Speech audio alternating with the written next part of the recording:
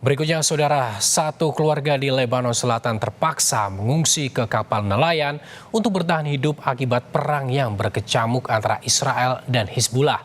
Mereka berharap perang segera usai agar bisa kembali ke rumah dan hidup dengan layak. Hancur tak bersisa. Konflik antara Israel dan kelompok Hizbullah memporak-porandakan kehidupan warga Lebanon Selatan. Mohamed Abu Al-Ainin dan istrinya Nisrin Draizi bersama keempat anaknya harus membiasakan diri hidup di atas kapal. Perang yang terus berkecamuk membuat keluarga kecil ini bertahan di pelabuhan kota Tirus. Hidup serba terbatas. Mereka berharap bisa pulang ke rumah dan hidup damai.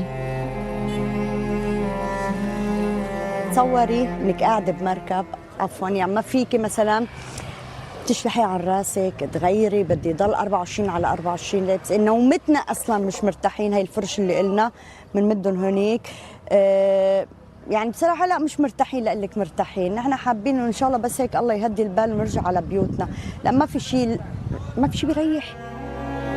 Kota Tirus di Lebanon Selatan hancur digempur serangan udara Israel sejak konflik meletus Maret lalu.